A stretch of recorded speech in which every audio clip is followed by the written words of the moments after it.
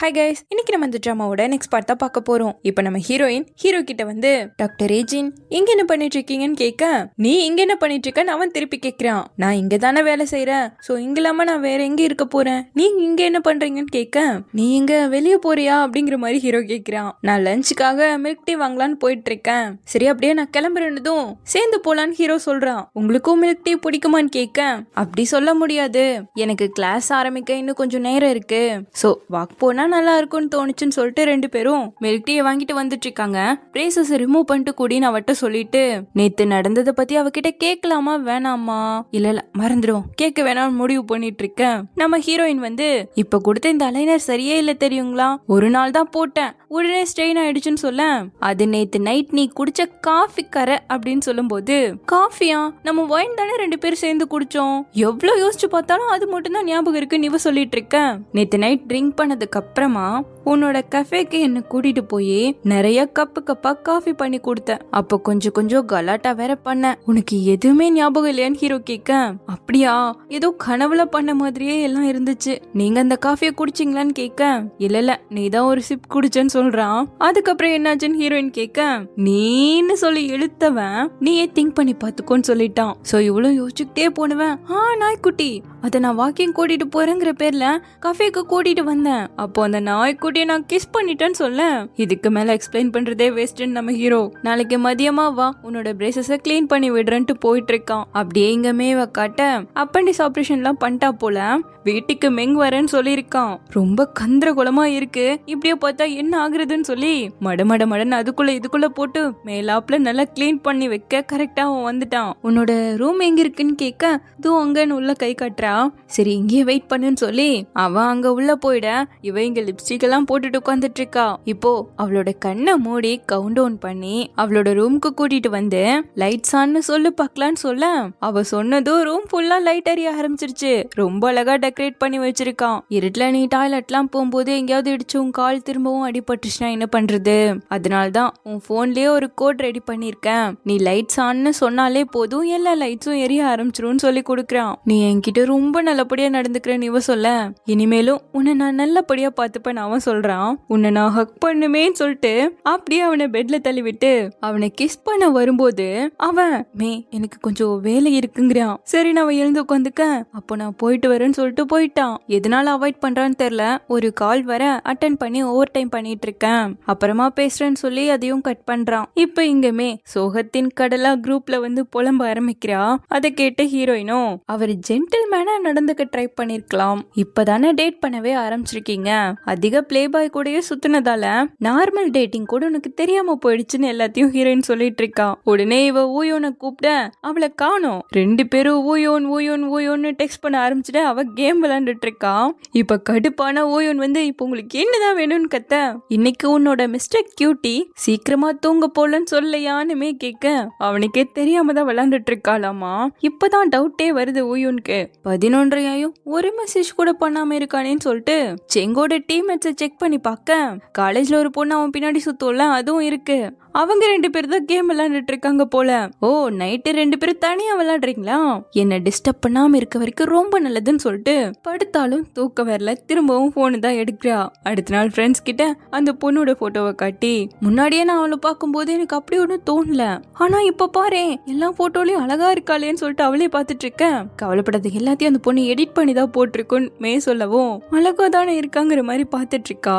இவ்வளவு நாள் அந்த பொண்ணை நீ பெருசா கண்டுக்காம இருந்திருப்ப, ஆனா இப்போ அவ செங்கோட பேசுறான்னு தெரிஞ்சதால தானே உன்னோட அட்டென்ஷன் அவன் மேல போகுது, அப்போ அவ உன்னோட ஆப்போனன்ட் ஆகிட்டான்னு சொல்லிட்டு இருக்கேன். என்ன பேசுற, நான் அவனை லவ் கூட பண்ணவே இல்லையேன்னு இருக்கா. அப்போ அங்க வேலை செய்யற ஜூனியர் பையன் 100 கவுண்ட் பண்ணி தான் வச்சுட்டு போனா, ஆனா இப்போ 96 தான் இருக்கு, அப்படின்னா யாரோ திருடுறாங்கன்னு தானே அர்த்தம் அவங்களுக்குள்ள டிஸ்கஸ் பண்ணிட்டு இருக்கேன். அப்ப வாங்க சிசிடிவி ஃபுட்டேஜ செக் பண்ணி பாத்துருவோன்னு சொல்லிட்டு இந்த இடத்துல இருக்கிறது ஏதாவது செக் பண்ண போறாங்க.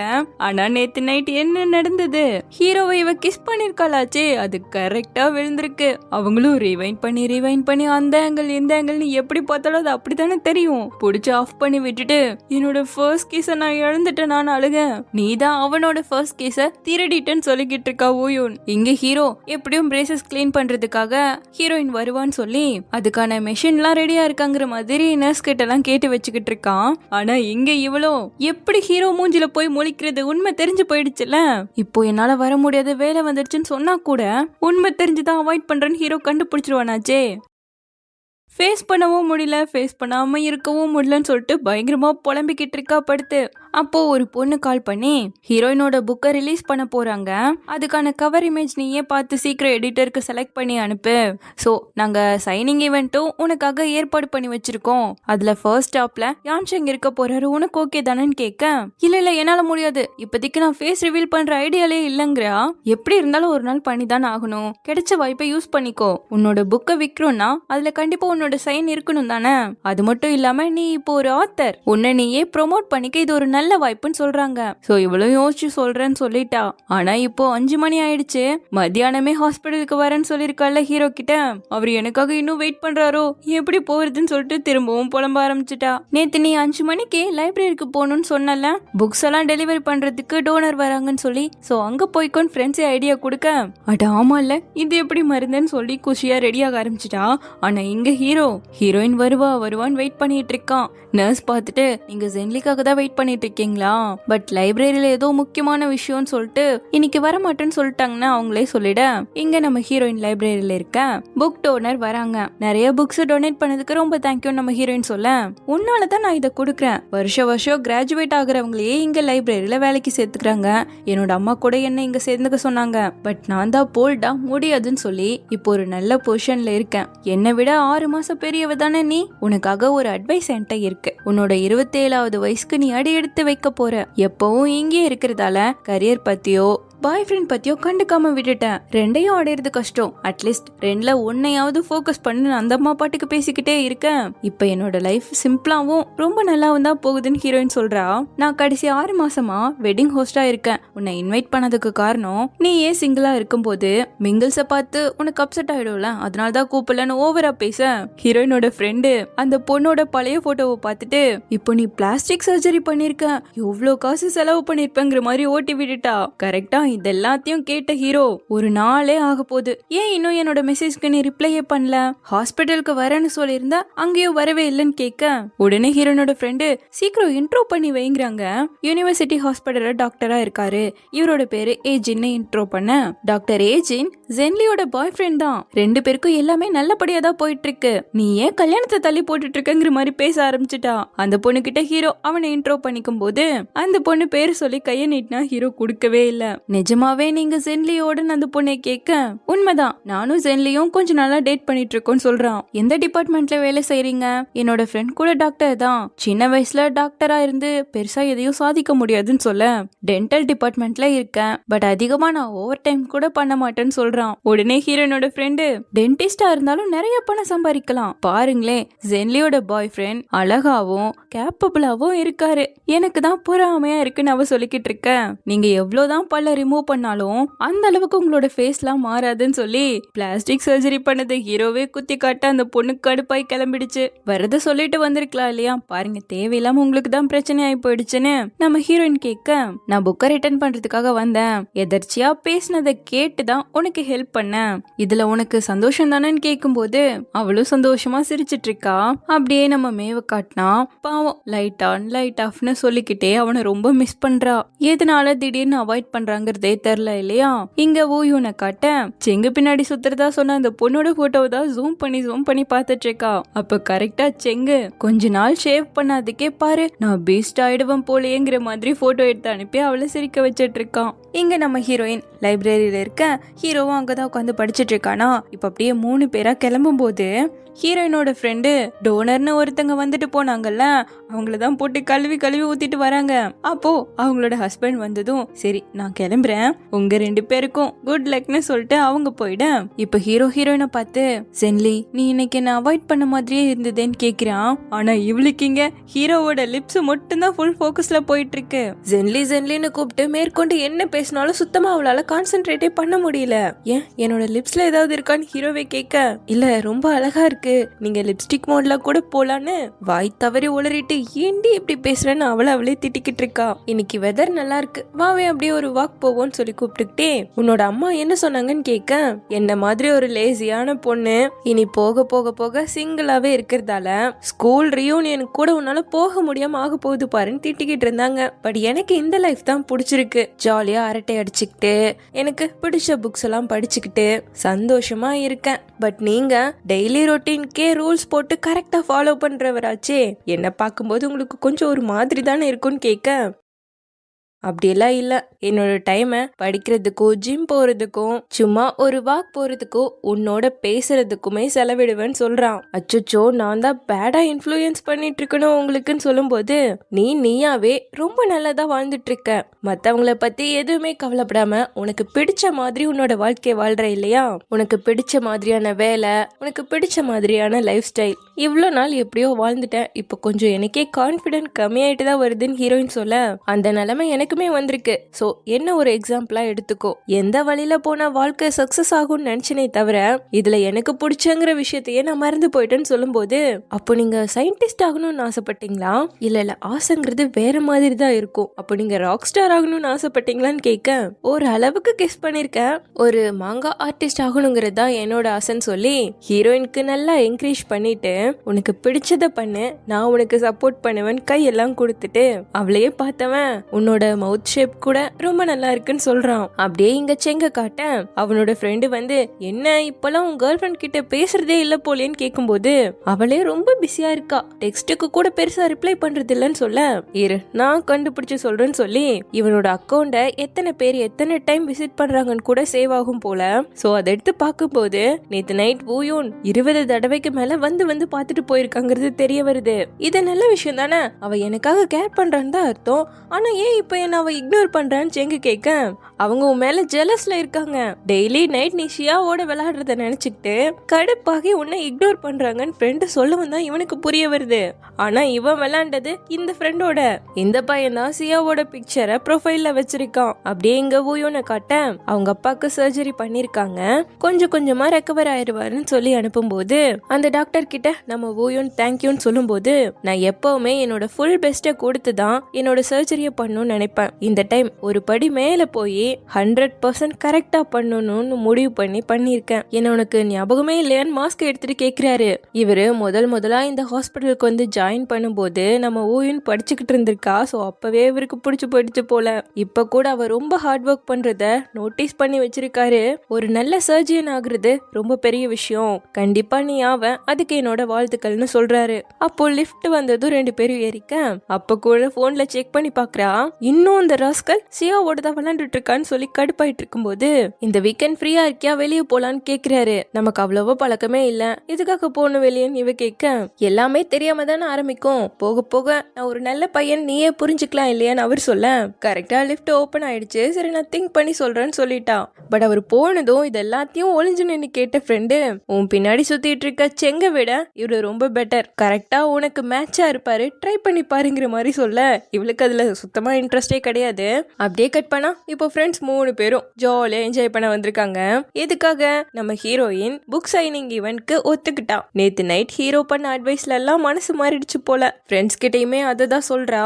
உடனே இவங்க 2 பேரும் ஏஜிங் ஷூ சொன்னாரன்னு சொல்லிட்டு ஓட்ட ஆரம்பிச்சிட்டாங்க.